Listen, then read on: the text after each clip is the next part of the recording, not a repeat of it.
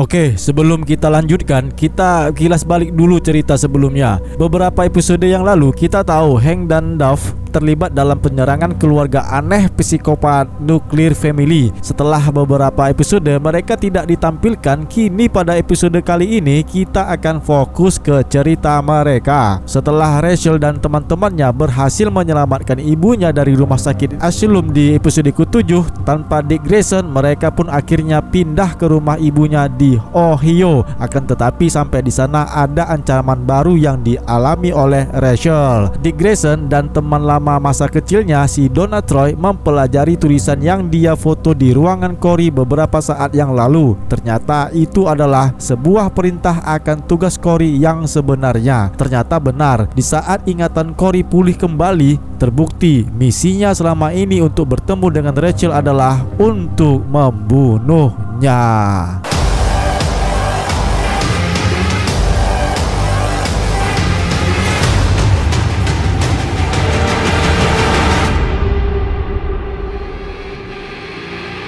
Titan season pertama episode ke-9 ini akan kita rekap. Tapi sebelumnya, bagi teman-teman yang baru melihat video ini dan belum sempat untuk menekan tombol subscribe, jadi kami sarankan nih untuk menekan tombol subscribe pada channel ini, agar tentunya kami lebih bersemangat lagi untuk membuat video rekap film series Titans ini.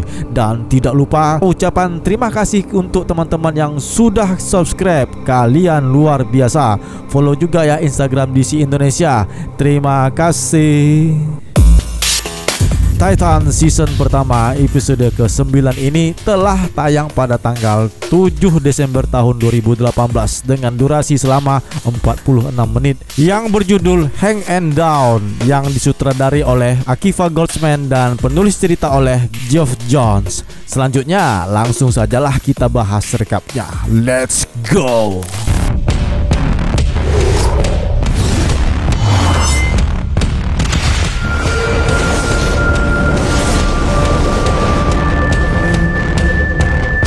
Awal cerita dimulai dari sebuah rekaman video recorder. Di saat itu, tahun 2009, ada dua orang pemuda yang seperti menggunakan kostum olahraga.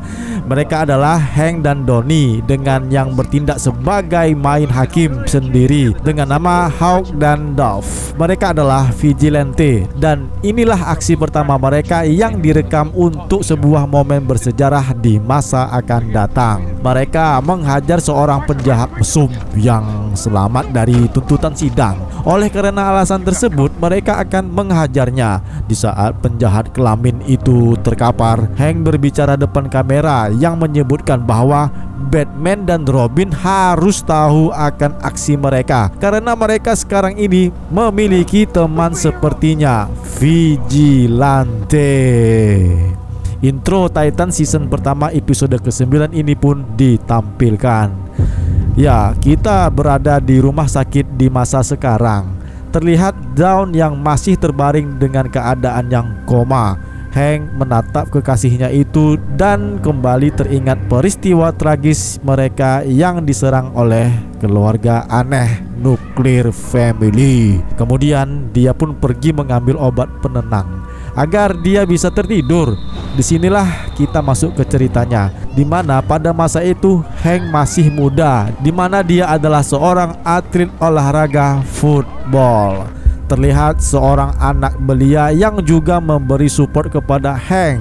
Dia adalah Donald Hall, dipanggil Donnie. Ternyata dia adalah saudara tirinya. Setelah pertandingan American football itu, mereka pun kembali ke tempat ruang ganti. Hank melihat Donnie dan si pelatih yang bernama Vincent untuk mengajak Donnie melihat ke tempat timbangan. Mengetahui hal itu, Hank melarang adik tirinya itu untuk tidak datang ke sini, lalu menyuruhnya untuk pulang saja. Dengan keadaan yang marah, mengeluarkan kata-kata kasar di depan pelatih, pelatih lalu mengancamnya dan mengajaknya ke ruangan timbangan. Ternyata di ruangan timbangan itu, si Hank disodomi oleh si pelatih. Aduh. Setelah beberapa tahun kemudian beranjak dewasa, Hank telah menjadi seorang atlet yang hebat di tempatnya.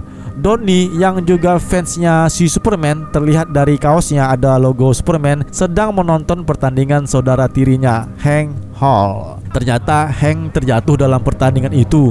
Tentu saja membuat Donnie ingin melihat langsung ke tempat saudaranya itu, menuju ke tempat latihan si Hank. Ternyata Hank tidak kenapa-kenapa. Di sana ternyata ada pesta kemenangan tim Hank sedang dirayakan. Sebenarnya Donnie khawatir dengan kondisi Hank, tapi Hank menjelaskan bahwa dia sudah berkonsultasi dengan dokternya dan semua itu tidak perlu dicemaskan karena saat ini mereka sedang merayakan kemenangan timnya. Setelah berkata demikian, tiba-tiba Hank terjatuh dan pingsan. Donnie pun membawanya ke rumah sakit. Setelah diperiksa oleh dokter, ternyata Hank terkena gejala sindrom pasca geger otak. Dan lebih jelasnya lagi, penyakit itu bisa disembuhkan dengan sendirinya. Di sekolah, di ruangan perpustakaan, tiba-tiba Hank menghampiri si Donnie. Dia marah dan kecewa dengan Donnie karena ternyata Donnie memberitahu direktur atletiknya bahwa Hank cedera geger otak. Maksud si Donnie adalah agar Hank lebih banyak istirahat karena suatu saat penyakitnya itu akan menjadi lebih gawat lagi jika dia masih tetap melaksanakan kegiatan olahraganya tersebut. Akhirnya keributan pun terjadi karena tempat mereka adalah sebuah perpustakaan. Seorang pengunjung dihajar Hank yang melampiaskan emosinya.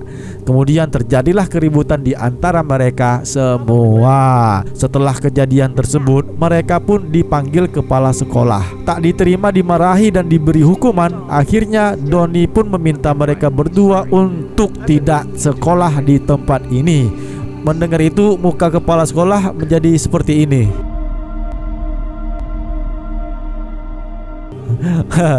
Seperti menelan ludah, terkejut apa yang diinginkan. Tapi bagi Hank sendiri, dia malah membiarkannya. Ya, Hank diam saja. Mereka pun kembali ke rumah. Di saat Hank akan mengambil obatnya, dari dimensi lain terlihat Rachel memanggilnya dari pantulan kaca cermin kotak P3 tersebut. Tentu saja Hank tidak mendengarnya, apalagi bisa melihat bayangan Rachel yang menyebut nama Hank. Setelah itu, Hank dan Donnie pun berbicara serius. Di sini, Hank mengungkapkan bahwa dengan olahraga tersebut dia bisa meluapkan amarahnya. Donnie pun punya solusi. Jika begitu, ada cara lain untuk mengungkapkan kemarahannya selain dengan olahraga itu. Karena olahraga itu akan membahayakan geger otak Hank. Dengan ide Donnie, maka mereka pun setuju dan berniat menjadi pembela kebenaran dengan menjadi sosok Hawk dan Dove. Di saat itu juga Rachel kembali muncul di layar monitor komputer memanggil-manggil nama Hank. Kembali ke masa sekarang di rumah sakit, Hank masih tertidur yang awalnya menemani Dove yang tentu saja masih dalam keadaan yang koma. Terdengar juga Rachel yang memanggil nama Hank di sini. Dan kita beralih masuk ke dalam cerita si Dawn, di mana dia adalah seorang penari balet yang terkenal. Pada suatu penampilannya yang di luar biasa, semua penonton kagum dengan penampilannya. Terlihat seorang wanita, ternyata itu adalah ibunya yang begitu antusias menyaksikan anaknya di atas panggung. Suatu saat mereka di luar sedang berjalan, sementara Hank dan Donnie membeli koran yang headlinesnya adalah foto mereka yang melakukan tindakan main hakim sendiri. Disinilah mereka berdua juga bertemu dengan Dawn dan ibunya. Awal perkenalan yang unik karena saat kedua pria ini merasa senang dan girangnya, Hank tidak sengaja menabrak Dawn. Lalu ada daya tarik di antara mereka dan ibunya si Dawn menyukainya. Lalu tiba-tiba